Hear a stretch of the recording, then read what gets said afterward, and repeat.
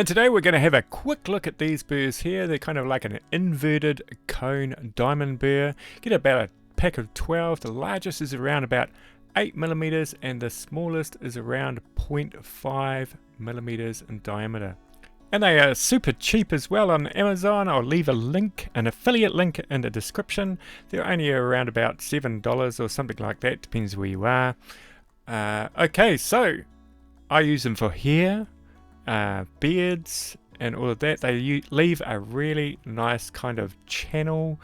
Here I am, I'm putting in a sort of like a channel that goes up the mustache, and you can sort of see it's quite easy to do. And so the size of your mustache, this is quite a small burr here. I would just go up to if your mustache is bigger, you would use a bigger burr, and if it's smaller, you go smaller. But you can sort of use it for other things as well, like these sort of V's in between the cheek and the mustache on this really small carving.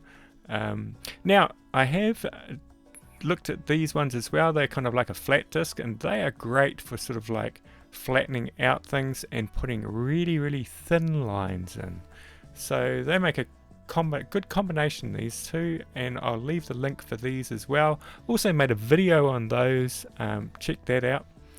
So I'm just going to play around with them now. So they're kind of like quite cool. You can sort of do quite cool patterns. That's the biggest one there. You sort of have different sizes there, and that's in what is that? That's cedar. So you sort of like push it in and move it around a little bit. You can do it on the side if you want. So that leaves, it's really quite cool.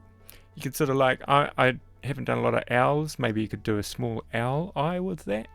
Anyway, there's lots of possibilities. You could do different kinds of eyes with them, as long as they're round, I guess. Or I think I have used them for the pupil of a human's eye as well.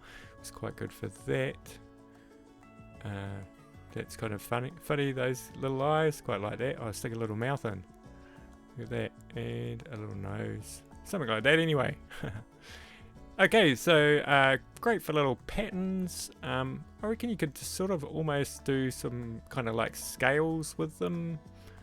Just playing around there. Yeah, so you just sort of like play around with it. That's quite a small one there. I think that'd be good for like chain mail on Vikings, that kind of stuff. What else would they be good for?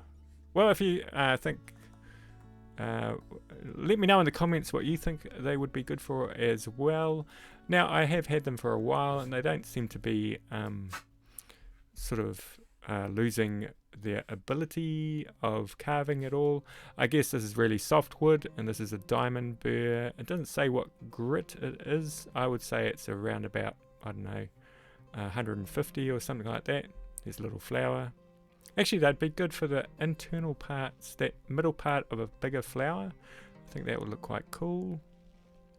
Yeah, so there's a few possibilities there, and they are great for sort of like I'm carving this dragon here on this armchair that I've been doing recently, and sort of putting in these lines here. You can sort of see I'm just going in and I'm tidying up these lines with one of them. And here I am putting the eye in of the dragon, so I've sort of done it on a bit of an angle, so it sort of looks like it's looking forward. And that's it there, it's finished with the Viking at the other end. So if you wanted to see that video, make sure you're subscribed and like this video, would be great. And we will see you next time.